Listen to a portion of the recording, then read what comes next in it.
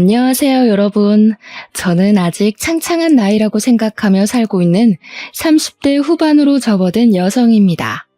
매번 이곳을 찾아와서 다른 분들의 사연을 들으며 같이 웃고 같이 울고 하다가 제 이야기를 써보려고 글자를 적으니 뭔가 이상하기도 하고 쑥스럽기도 한 마음이 듭니다.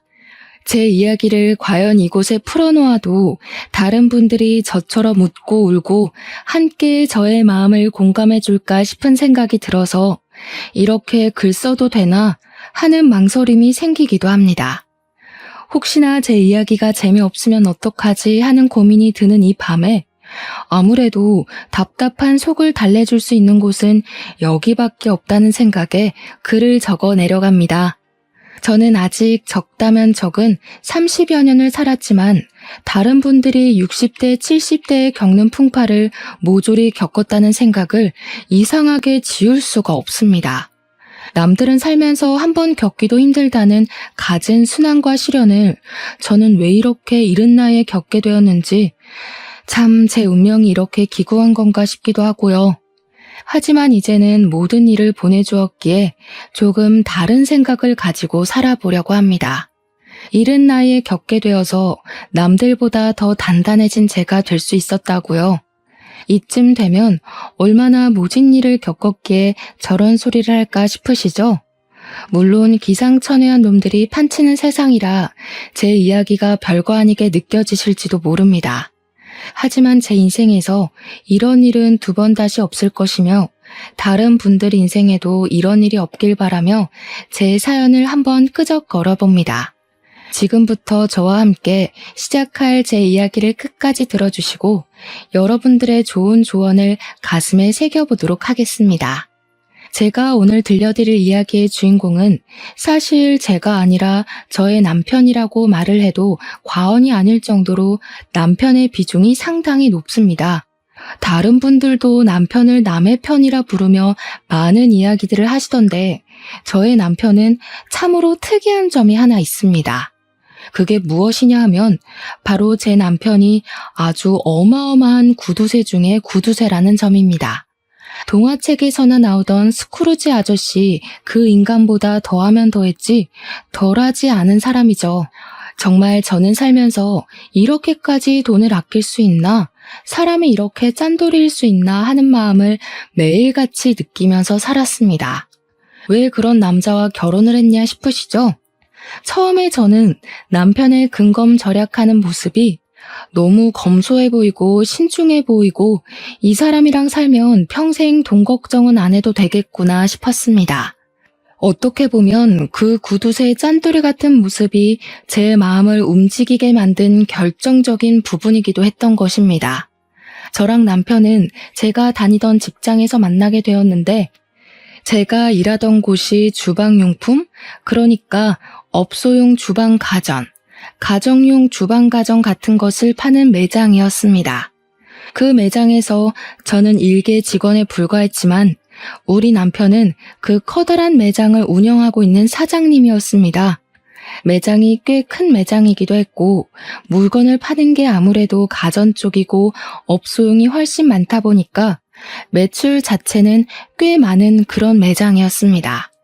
원래 주방 가전이라는 게 여성들의 마음을 움직이게 하는 전자제품이다 보니까 구매를 하러 오시는 분들이 통 크게 주문을 하시곤 하셨거든요. 한마디로 남편은 현금을 꽤 만지는 사람이었습니다. 현금으로 사면 살짝 할인도 해드리고 수수료도 조금 빼주고 하고 있기 때문이었습니다.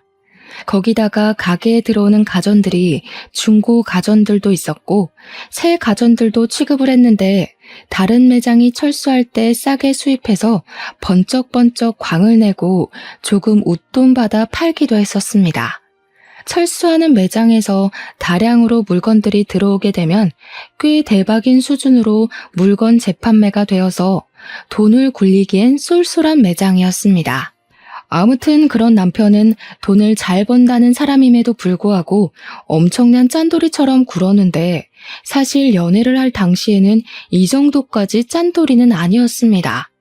돈을 써야 하는 타이밍에는 팍팍 쓰면서 저에게 선물도 잘 안겨주었고 아낄 때는 그 누구보다 아끼며 사치를 절대 하지 않는 계획적인 인간처럼 보였습니다. 거기다가 남편이 저보다 10살이나 연상이었기 때문에 사실 연애를 할 당시에 제가 지나가는 말로 예쁘다 하면 바로바로 결제를 해주는 그런 남자였죠. 한마디로 사랑하는 사람에게만큼은 절대로 돈을 아끼지 않는 이 시대 최고의 남성이었단 말입니다. 하지만 사업장에서는 연애할 때의 모습과는 전혀 다르게 조금 구두쇠처럼 굴기는 했었습니다. 예를 들면 회식을 할 때 메뉴는 무조건 돼지로 통일이라거나 커피 같은 것도 직원들이 지나가는 말로 아메리카노 먹고 싶다고 말을 해도 믹스커피 타서 냉장고에 넣어두고 먹으라고 모르쇠처럼 굴기도 했습니다. 물론 저는 그렇게 아끼는 모습이 밉게 보이지 않았고 오히려 사람이 계획적으로 돈을 사용하는구나 멋있다 하고 느끼고 있었습니다. 왜 그런 모습이 멋있었냐고요? 그 이유는 저희 아버지께서 돌아가시기 전에 친한 친구분께 보증을 잘못 써주었다가 집이 쫄딱 망하면서 엄청나게 힘들게 살았기 때문이었습니다. 정말 너무너무 먹고 싶은 음식 한번 제대로 먹지도 못했고 사고 싶은 옷이나 화장품 따위의 것들도 사지를 못했습니다. 아버지 친구분의 뒤통수로 인해 그 빚을 전부 막아내고 갚아내느라 아버지께서는 한평생 팔자에도 없는 막노동을 하면서 돈을 악착같이 모으셨습니다. 그리고 그 빚을 몇 년에 걸쳐서 온 가족이 다 갚은 지 2년이 되던 어느 날 막노동을 하며 얻게 된 폐병으로 인해서 아버지는 세상을 등지게 되었습니다. 저는 정말 그 이후로 보증은 당연한 이야기고 그 어떤 사람에게도 5만 원짜리 한 장 돈을 빌려줘 본 적이 없는 사람이 되었습니다. 저도 돈이 생기면 무조건 저금을 하고 계획을 가지고 돈을 쓰는 사람이 되었던 것입니다. 저도 물론 남편을 만나기 전에 여러 연애를 하면서 살았는데 그때마다 남자친구들이 저에게 짠순이라며 저의 근검절약을 나쁘게 보는 사람들이 덜어 있었습니다. 그래서 저는 저처럼 절약하는 습관이 있는 남자를 만나고 싶다는 생각을 꾸준히 해왔었는데 완벽하게 제 남편이 제가 원하는 모습을 하고 있더라고요. 우리 남편은 정말 심각한 구두쇠지만 저에게만큼은 돈을 아끼지 않겠다고 하지 않았겠습니까? 그러니 제 눈에는 누구보다 1등 신랑감으로 보였던 겁니다. 우리 남편이 저보다 10살이 연상이었기 때문에 사실 얼굴이 좀 많이 늙어 보이기도 했고 몸매도 아저씨처럼 볼품이 없는 사람이긴 했습니다. 하지만 그 모든 단점이 우리 남편의 절약 정신으로 용서가 되었습니다. 저의 앞으로의 미래를 생각하면 편하게 살 수 있겠다 싶은 그런 남자요. 주방 가전을 다루고 있는 매장을 운영해서 그런 건지 주부들의 세심한 고충을 잘 이해하고 있는 내 남편이 얼마나 든든해 보였는지 상상이나 가실까요? 남편이 물건을 사러 온 주부들에게 입만 딱 열면 주부들이 그 언변에 살살 녹아서 물건을 구매해 가곤 했습니다. 이쯤에서 우리 남편의 자랑 아닌 자랑을 멈추고 이야기를 하자면 저는 남편에게 프로포즈를 받았고 결혼을 하기로 했습니다. 아버지가 돌아가신 이후에 쭉 혼자 살고 계시던 저희 어머니께서도 진심으로 기뻐해 주시면서 저의 결혼을 지지해 주셨습니다. 그런데 참으로 이상하게 말입니다. 도총각을 제가 구제해 주는 것이나 다름이 없음에도 우리 시모가 저를 별로 마음에 들어 하지 않는 게 아니겠습니까? 왜 그런 건지는 모르겠는데 대충 제 예상으로는 아들이 결혼을 한다고 하니까 본인에게 주는 용돈이 줄어들지는 않을까 걱정스러움에 결혼을 반대하는 것 같았습니다. 제가 30 중반쯤 결혼을 했으니 40 중반인 아들에게 얹혀서 살고 계시던 시모가 갑자기 아들이 결혼을 한다고 하니 앞으로의 걱정에 막막했던 것이겠죠. 남편이 그동안 시모를 완전히 모시고 살고 있었는데 남편 또한 저희 집처럼 일찌감치 시부를 떠나보내고 시모 혼자서 남편을 키운 한부모 가족이었기 때문이었습니다. 하지만 시모는 저희 어머니와는 조금 다르게 근검절약과는 거리가 있는 사람이었습니다. 이상하게 시모는 사치를 즐기시는 것 같더라고요. 시댁에 인사를 드리러 방문을 했는데 방 한 칸이 시모가 모은 명품백과 명품 옷들로 가득 차 있는 걸 보고 상당히 놀랐다고나 할까요?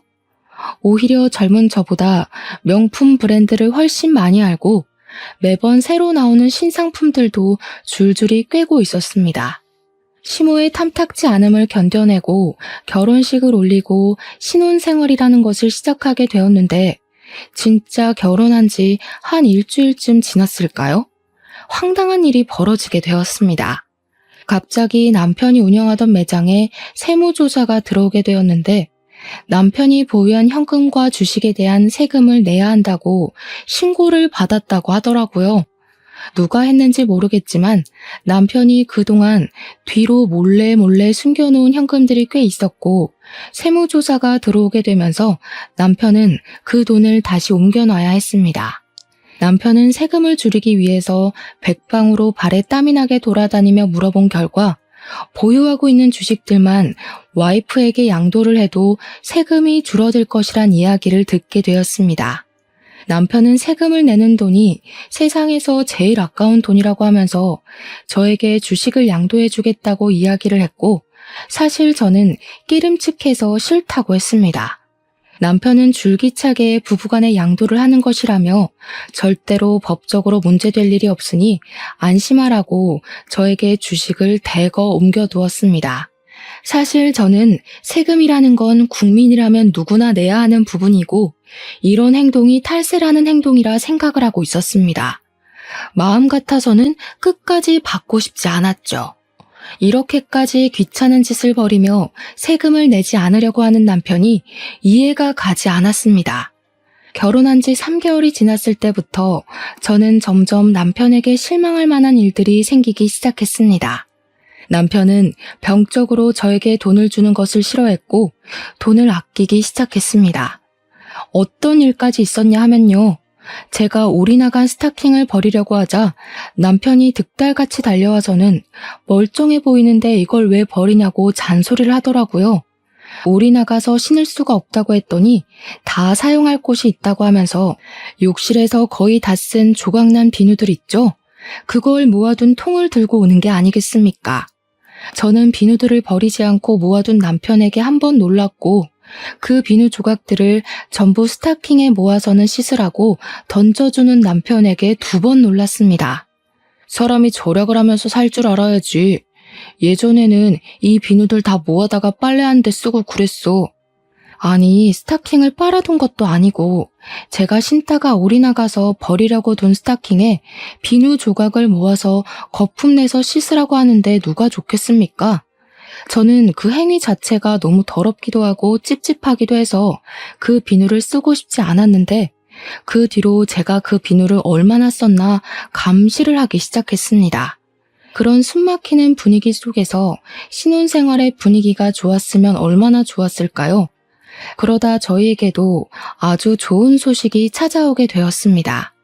결혼 6개월 차가 되었을 때 제가 임신을 하게 되었던 것입니다. 임신과 출산을 해보신 분들은 잘 아시겠지만 입덧이라는 게 제 마음처럼 조절이 되는 것이 아니지 않겠습니까? 이상하게 먹을 것이 너무 당기는 바람에 살이 어마어마하게 올랐습니다. 제 몸무게가 결혼할 때쯤 50kg 정도였는데 만삭 때 무게는 76kg가 될 정도로 살이 엄청나게 붙게 되었습니다. 오죽하면 병원에서도 임신 당뇨가 올 수 있으니 조심해야 한다고 과일이나 당류를 먹지 말라고 경고를 할 정도였으니 상상이 가시겠죠. 처음에 살이 붙기 시작했을 때 남편은 임신했으니까 살이 붙는 건 당연한 거라고 마음껏 먹으라고 저를 안심시켜 주었지만 날이 갈수록 불어나니 눈치를 주더라고요. 임신 기간 내내 대놓고 먹지 말라고는 하지 않았지만 그렇게 먹으면 속이 더부룩하지 않냐, 집안 살림 거덜내겠다 하면서 은근히 먹지 말라는 신호를 주었습니다. 저희 친정어머니께서는 제가 임신을 했다고 하니 좋은 걸 먹이고 싶어서 반찬도 가져다 주시고 제철 음식도 매번 해서 주셨습니다.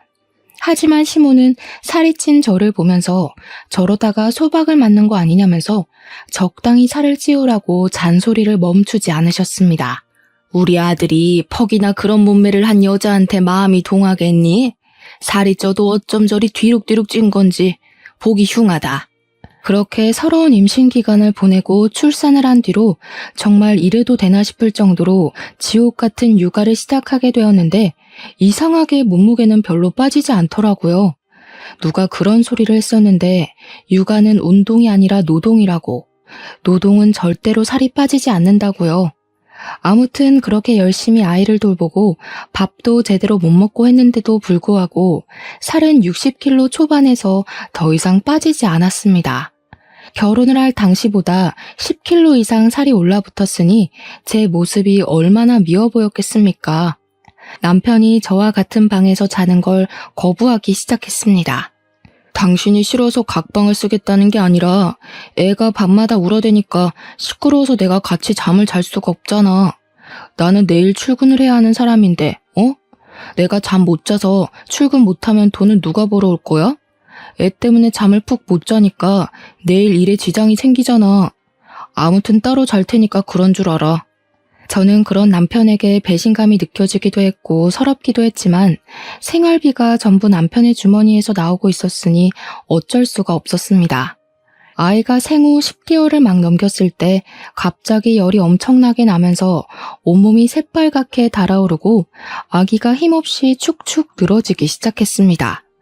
하필이면 그날이 금요일 밤이었고 병원 문이 열려있는 곳이라고는 응급실밖에 없는 상황이었습니다. 애는 열이 너무 올라서 그 작은 몸으로 온몸을 부들부들 떨며 경기를 일으키는 지경이 되었는데 남편은 태연하게 휴대폰만 만지고 있는 게 아니겠습니까? 뭐해? 빨리 옷 입어요. 우리 애 이러다가 큰일 나겠어. 빨리 응급실이라도 가요. 아니 고작 열 좀 나는 걸로 뭘 응급실이야? 그냥 해열제나 먹이고 땀이나 닦아주면 된다던데. 지금 응급실 가면 돈만 비싸고 처방해주는 건 다 똑같아. 어차피 가봐야 해열제나 먹이라고 할 텐데 그냥 월요일까지 버텼다가 동네 소아과 가. 아니 아무리 아이한테 관심이 없다고 해도 그렇지 말도 못하는 우리 아기가 아픈데 돈 아깝다는 말이 나올 수가 있는지 정신이 나갈 것 같더라고요. 저는 열 경련을 일으키는 아이의 열을 내리려고 온몸을 미지근한 수건으로 닦아주고 있었는데 그 물이랑 수건을 너무 화가 나서 남편에게 던져버렸습니다. 당신이 그러고도 애 아빠야? 사람이야? 애가 아픈데 휴대폰만 만지고 있으면서 아무것도 안 하는 게. 아이씨, 오래간만에 쉬는 날인데 별걸로 다 난리야. 그러더니 저를 째려보면서 축축하게 젖은 옷을 벗어 거실 바닥에 아무렇게나 던져두고는 방으로 쑥 들어가는 게 아니겠습니까? 저는 결국 터져나오는 눈물을 참지 못하고 애를 둘러엎고 택시를 타고 응급실에 갔는데 우리 애가 폐렴이라고 하더라고요. 정말 응급실 구석에서 그 작은 발에 수액을 맞고 있는 아이를 보면서 엉엉 울다가 처음으로 이혼이라는 것을 결심하게 되었습니다. 그런데 제가 이혼을 결심한 그 응급실 사건이 있었던 날 이후로 남편의 단점들 중에서도 엄청난 단점들만 제 눈에 쏙쏙 들어오는 게 아니겠습니까? 특히나 결혼 전에는 장점으로만 느껴졌었던 우리 남편의 짠돌이 같은 그 성격이 진절머리 나게 싫어지고 정말 죽이고 싶다는 충동까지 들게 하더라고요. 구두쇠 중에 구두쇠, 음식을 먹을 때에도 이건 얼마냐, 저건 얼마냐, 이 반찬 하는데 1,000원이면 만들 수 있지 않냐 하고 정말 미치겠더라고요. 아니 요즘 반찬 가게에서 반찬을 사도 얼만데 들어가는 재료값들은 물론이고 제 노동력은 생각도 안 하고 1,000원 이러고 앉아있으니 당연히 정신 나간 놈 같아 보였습니다. 저는 오죽하면 남편의 얼굴을 마주보면서 밥을 먹으면 체하는 기분이 들 것 같아서 밥을 따로 먹기 시작했습니다. 저는 애를 챙기느라 바쁜 와중에도 곧 다가올 돌날을 준비하기 위해 이리저리 발로 뛰며 돌잔치 장소도 알아보고 드레스 대여도 알아보고 있었습니다. 처음으로 맞이하는 생일이기도 하고 우리 아이만큼은 화려하게 첫 생일상을 차려주고 싶은 마음에 주위에도 돌잔치를 할 거라고 신나게 떠들고 다녔습니다. 당연히 우리 남편도 둘도 아니고 하나뿐인 아이인데 돌잔치만큼은 통 크게 신경 써줄 거라고 믿고 있었기 때문에 백방으로 알아보고 다녔습니다. 제가 미리 알아본 업체들과 돌잔치 장소들을 쭉 정리해서 남편에게 보여주면서 처음으로 하는 생일 잔치니까 이게 어떠냐 저게 어떠냐 의견을 물어보았습니다. 그러자 남편이 너무나도 시큰둥하게 저를 바라보면서 이야기를 하더라고요. 어차피 첫 생일 애도 기억 못하는 건데 그냥 대충대충 싸게 하자. 돌잔치 오는 손님들한테 금이나 받고 현금이나 챙기는 거지. 누가 요즘 돌잔치에 이렇게 비싼 돈을 태워? 그중에 제일 싼데 아무거나 해 그냥. 손님들 어차피 뭐 즐기려고 오는 것도 아닌데 구색 맞추기잖아. 그래도 우리 아이 첫 생일인데 어떻게 대충 하자는 말이 나올 수 있어요? 대부분 다 나처럼 생각한다니까. 오는 게 있으면 가는 것도 있다. 딱 이 마인드로 참석하는 거야. 돈만 잘 챙기면 되니까 대충 싼 곳 잡고 뷔페도 저렴한 거 해. 남편은 그 뒤로 정말 아이의 돌잔치 계획에 단 한 줄의 의견도 첨가하지 않았고 저는 서운한 마음을 가득 안고 여러 업체를 알아보고 결정을 내렸습니다. 남편에게 이 정도 돈이 들어갈 것 같다고 말을 하니까 뭐가 그렇게 비싸냐고 더 싼 곳으로 알아보라고 저에게 핀잔을 주는 것이 아니겠습니까? 뭐만 하면 돈돈거리니까 저도 서운하고 기분이 나빠서 친구들을 만나 수다라도 떨고 와야겠다는 생각이 들더라고요. 그런데 남편이 정말 생활비로 주는 현금이 엄청나게 적기도 했고 카드를 쓰면 카드 내역이 전부 남편에게 문자로 전송이 되고 있었습니다. 밥 한 끼 밖에 나가서 사 먹는 일이 쉽지 않았다는 이야기죠. 그래서 창피하긴 했지만 남편에게 친구들을 만나러 나가게 현금을 조금 달라고 했습니다. 내가 준 생활비는 다 어디에다 쓰고 돈을 달라고 그래? 그렇게 사람이 계획 없이 살 거야? 잔소리를 실컷 하며 사회생활에서 받은 스트레스를 저에게 다 쏟아내더니 현금 딸랑 2만 원을 주더라고요. 친구들 만나서 얻어먹을 줄도 알아야 한다고 하면서 커피값으로 2만 원이면 충분하지 않냐고 하는데 그 돈을 받으면서 제 처지가 어찌나 서럽게 느껴지던지 친구들을 만나서도 이런 이야기는 차마 못하겠더라고요. 10살이나 많은 남자에게 시집가서 거의 노예나 다름없는 생활을 하고 있다는 걸 제 입으로 어떻게 말을 하겠습니까? 그런데 아주 통쾌하고 기가 막힌 나름의 복수를 할 기회가 찾아왔습니다. 저희 아이가 돌잔치가 있던 그 해가 어머님의 칠순인 해와 겹치게 되었는데 생일도 비슷한 시점이었던 것이었습니다.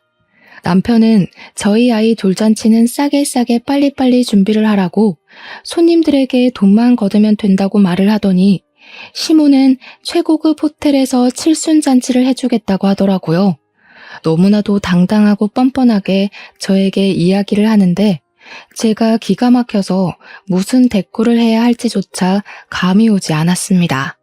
우리 엄마는 고생고생해서 나를 키워주셨는데 내가 그 정도도 못해? 우리 아이는 돈 없다고 동네 지하 뷔페에서 싸게 하자고 하더니 어머님 칠순잔치는 뭐가 다르다고 그렇게 크게 하냐 이거지. 너 진짜 생각이 못됐어. 칠순이랑 돌이 같냐? 우리의 칠순 때는 호텔에서 하겠지. 그걸 지금 말이라고 하는 거야? 우리의 첫 생일인데 칠순이랑 다를 게 뭐야? 야, 너는 우리 엄마가 앞으로 살면 얼마나 더 산다고 그걸 질투하고 그래? 됐고, 그렇게 결정했으니까 앞으로 토달지 마. 남편이 질투라는 단어를 꺼내는데 얼마나 어이가 없던지 이걸 질투라는 단어로 포장할 수 있는 문제인지 모르겠더라고요. 저는 그 뒤로 이를 갈면서 어떻게든 남편에게 통쾌한 복수를 하겠다고 생각했고 짜증을 꾹꾹 삼키고 어머님의 칠순잔치 식순에 아주 특별한 순서를 넣기로 결심했습니다. 그것은 바로 우리 아이의 돌잔치 식순을 어머님 칠순잔치 중에 끼워 넣기로 결정을 내린 것이었습니다. 남편이 호텔에 예약을 하기 무섭게 호텔 측에 따로 이야기를 해서 칠순잔치와 돌잔치를 같이 넣기로 결정을 내렸고 돌잡이와 돌상도 모두 준비를 마쳤습니다.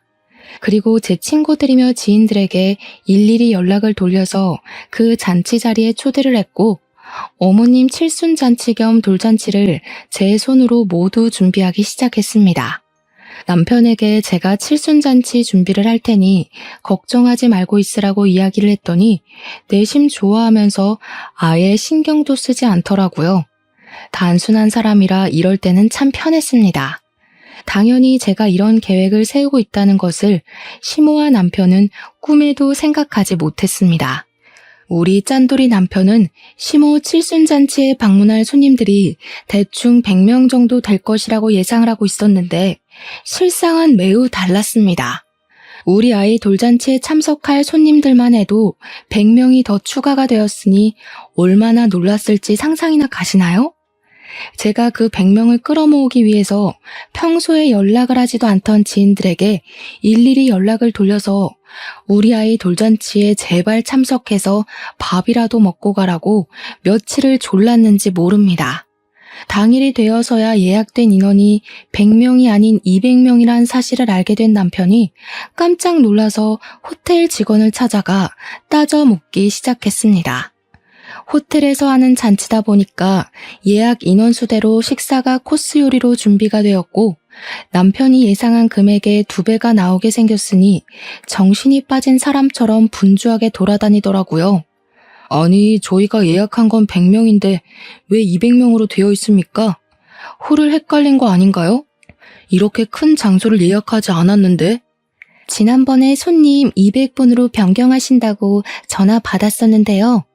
남편은 직원이 당황해하며 예약 변경된 인원이 맞는다고 말을 하자 울그락 푸르락해져서는 저에게 무슨 짓을 했냐고 소리를 치며 대기실로 찾아왔습니다. 그런데 제가 이미 드레스로 갈아입은 상태였고 저희 아이도 돌잔치 드레스를 입고 있으니 남편이 입을 떡 벌리면서 뒤이어 말을 못하더라고요. 저는 남편에게 아주 태연하게 턱시도를 건네면서 어서 갈아입으라고 했고 남편은 손에 들린 옷을 보면서도 이게 무슨 일인가 의아해했습니다. 한복까지 곱게 빌려 입고는 칠순잔치 한다고 아침부터 신나서 미용실에 가서 화장까지 받고 온 시모는 저와 아이의 모습을 보고 당황해하더라고요. 당연히 본인이 주인공인 줄 알았는데 더 화려한 모습으로 나타난 며느리와 손녀를 보고 입이 떡 벌리신 거죠. 그 모습이 어찌나 통쾌하고 쌤통이던지 마음 같아서는 제자리 뛰기라도 하면서 만세를 부르고 싶었습니다. 어차피 당신이 돈을 아끼라고 했으니까 어머님 칠순잔치 때 우리 아이 돌잔치도 하면 되겠다 하고 생각했지. 당신도 얼른 옷 갈아입고 와. 남편이 어이없다는 듯 헛기침을 했지만 이미 일은 다 벌어진 뒤고 손님들도 하나둘 자리를 잡고 있는데 무슨 뾰족한 수가 있겠습니까? 처음에는 시모 칠순 잔치대로 식순을 했는데 시모는 이미 뒤이어 돌잔치가 시작된다는 것을 알고 있었기에 마음 놓고 기뻐하지도 못하고 인상만 뚱하게 쓰고 있더라고요. 시모 친구들은 아무것도 모르고 있다가 사회자가 이제 2부 식순으로 우리 아이의 돌잔치를 시작하겠다고 하니 다들 벙쪄서는 시모만 쳐다보았습니다. 시모는 그 자리에서 화를 내지도 못하고 불편한 한숨만 꾹꾹 삼키시더라고요. 저는 시모의 칠순잔치 축하 현수막까지 다 뜯어내고 우리 아이의 돌잔치 축하 현수막으로 새로 바꿔 달았습니다. 2부 행사처럼 돌잔치를 하고 돌상에 돌잡이에 스냅 사진이라는 것까지 알차게 다 찍은 다음 밥도 맛있게 먹었습니다. 그날 밥맛이 어찌나 좋던지 시모와 남편의 똥 씹은 얼굴이 반찬이더라고요. 그 이후에 남편은 식대로 나온 금액을 보고 온몸을 부들부들 떨었습니다. 애초에 자식 생일에 돈을 아끼지 않았으면 이것보다 당연히 싸게 먹혔을 텐데 자기 꾀에 자기가 넘어간 것 아니겠습니까? 모든 행사가 끝이 나고 옷을 갈아입고 나왔는데 분노에 휩싸인 시모가 갑자기 제 머리통을 확 치는 게 아니겠습니까? 네가 아주 내 친구들 앞에서 나를 망신 주려고 작정을 하고 덤비는구나. 순간 머리가 울리는데 저도 이성을 잃게 되더라고요. 열이 받으니까 눈에 보이는 게 없어서 저도 그만 시모의 머리통을 그냥 빡 날려버렸습니다. 아무래도 젊은 제가 팔 힘도 훨씬 좋지 않겠습니까? 애써 고정시킨 시모의 머리가 흐트러지고 옆으로 휘청거리시더라고요. 시모가 진짜 아프긴 아팠는지 눈물을 뚝뚝 흘리면서 남편을 바라보는데 남편이 씩씩거리면서 시모 편을 들더라고요. 너 정신 나간 게 틀림없구나. 지금 우리 엄마를 때려? 야, 너네 엄마가 내 머리통 때린 건 눈에도 안 보이냐? 야, 너네 엄마?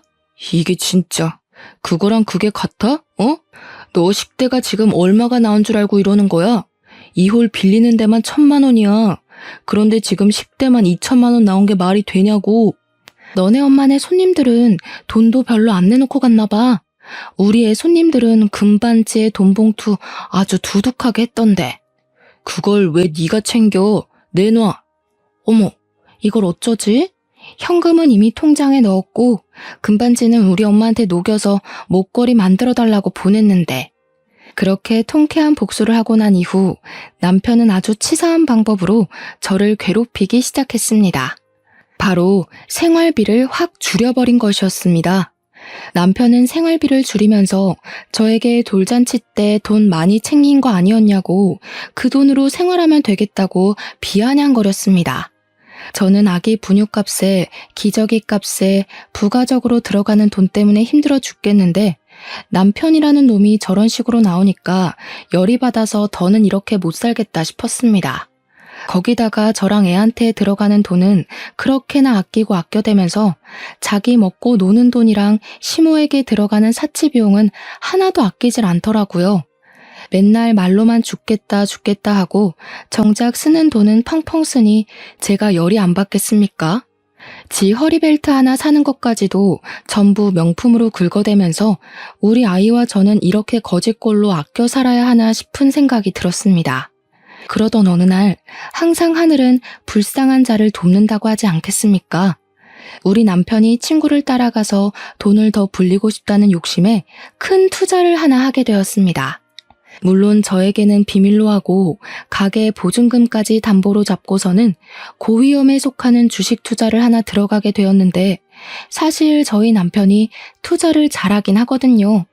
엄청나게 좋은 주식이라는 말에 큰돈 한번 당겨보자는 심산으로 친구 따라 알아보지도 않고 아무 주식이나 들어갔다가 휴지 조각으로 변해버리고 만 것입니다.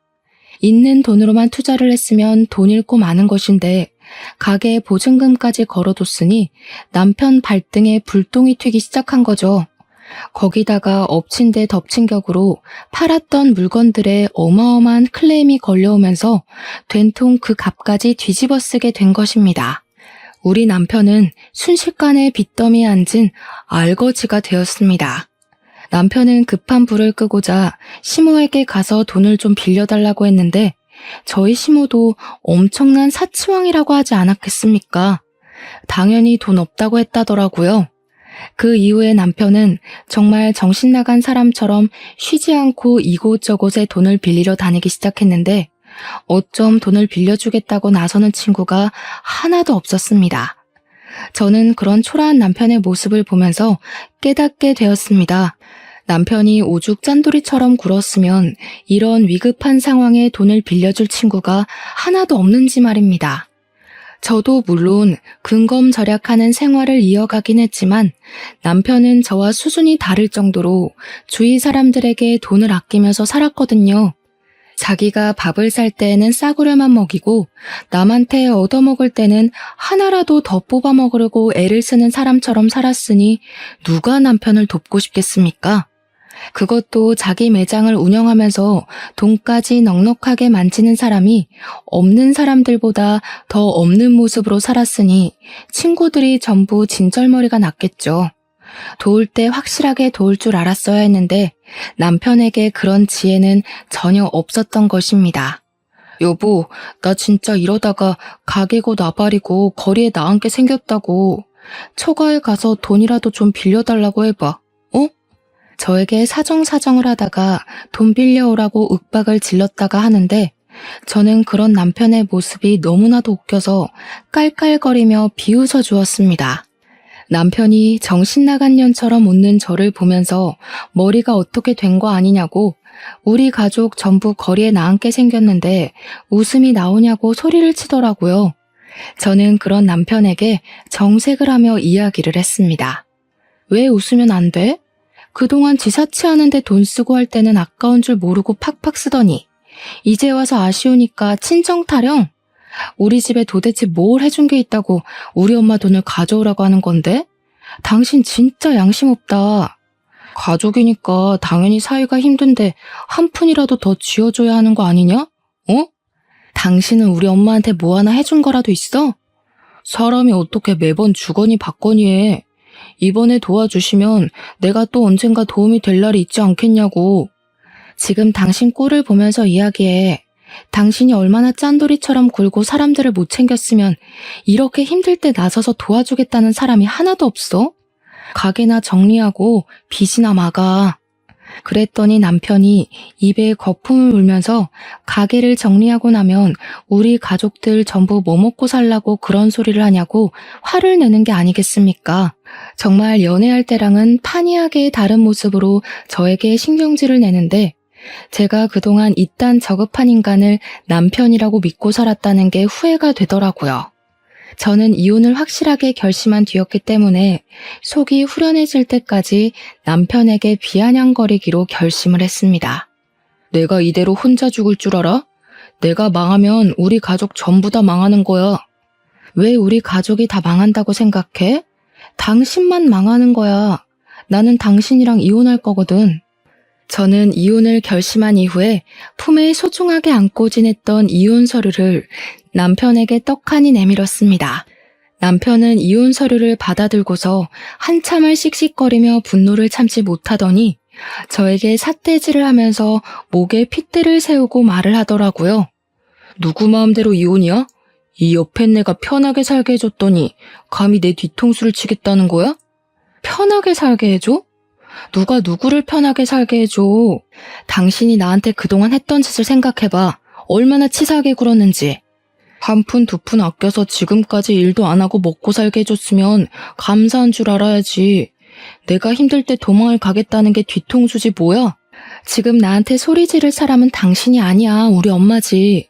어떻게 보는 눈도 없어서 이딴 놈이랑 결혼을 하고 3년이 넘는 시간을 같이 살았냐고 화를 내도 우리 엄마가 내야 한다고.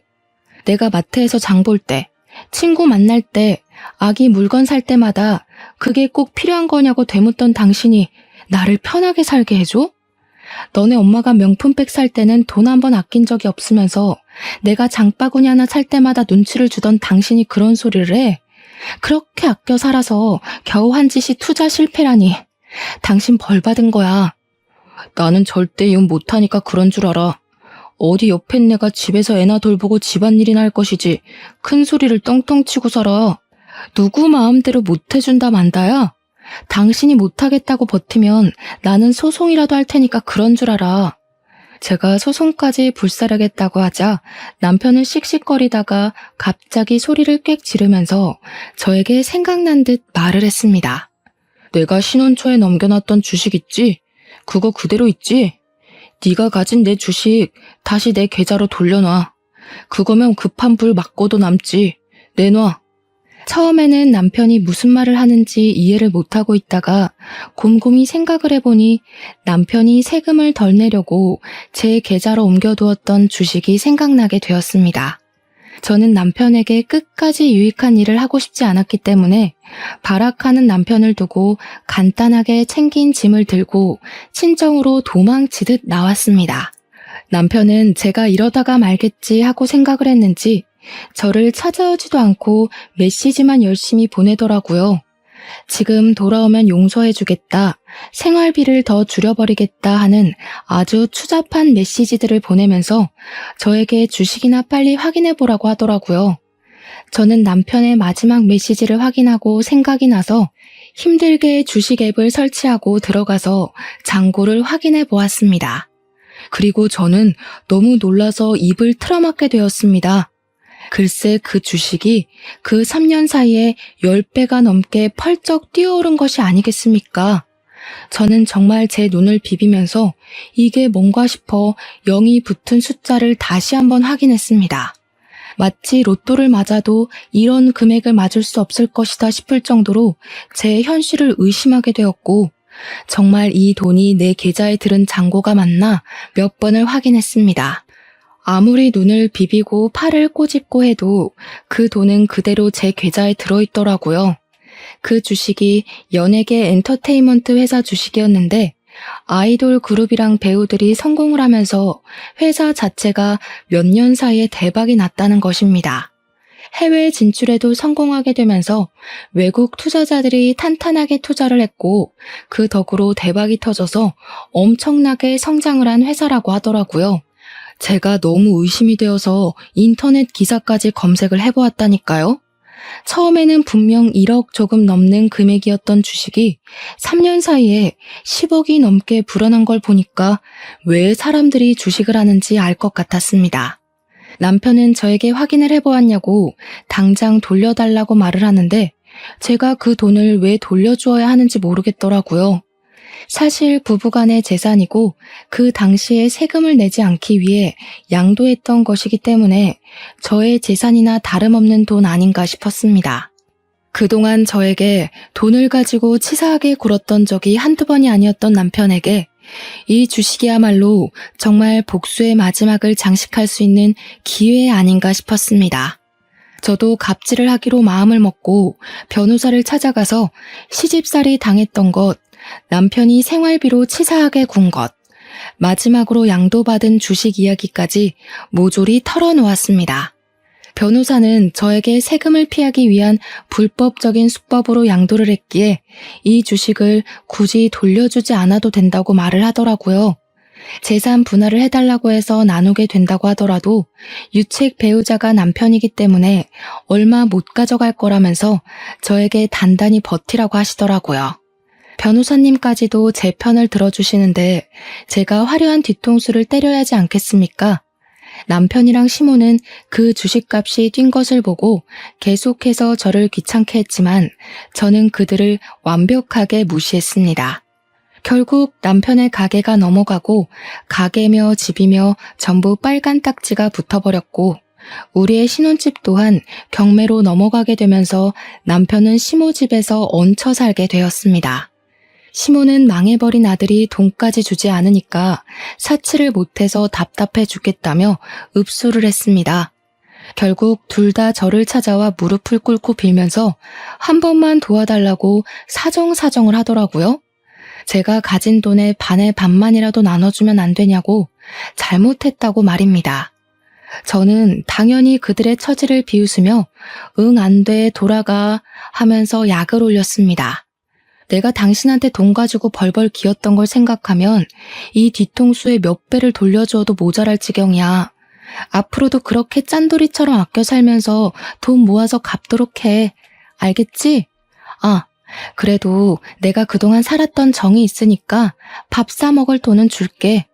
그러면서 지갑에서 딱 2만 원을 꺼내서 남편에게 주었습니다. 남편은 돈을 받으면서 부들부들 떨더라고요. 밥 먹는데 무슨 10,000원씩이나 들어?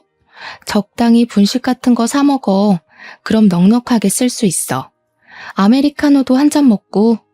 남편이 벙찐 얼굴로 저를 바라보는데 친정 어머니께서 경찰에 신고를 하셨더라고요. 여기 주거 침입한 사람들 당장 잡아가라고요. 경찰이 와서 시모와 남편을 잡아 끌고 가는데 끝까지 시모는 발악을 하고 남편은 망연자실한 얼굴로 아무 소리도 못하고 질질 끌려나갔습니다. 결국 남편이랑은 7개월의 소송 끝에 이혼을 하게 되었고 재산 분할해주라는 결과가 나오긴 했는데 주식의 10%만 주면 된다고 하더라고요. 쿨하게 딱 1억 송금해주고 끝냈습니다. 저는 남편 덕에 공짜로 얻은 돈으로 우리 아기를 잘 키우면서 행복하게 살고 있어요. 거의 9억이 넘는 돈이 생긴 덕분에 지금은 친정 어머니와 함께 여유 있는 생활을 즐기는 중입니다. 해외까지는 아니지만 국내 여행도 자주 다니고 있고 우리 아이를 위해 부족함 없이 지내고 있어 몸도 마음도 건강해지고 있답니다. 여러분께서 큰 결정을 내릴 때 저의 이야기가 도움이 되길 바라면서 오늘 저의 사연은 여기서 마치도록 하겠습니다. 감사합니다.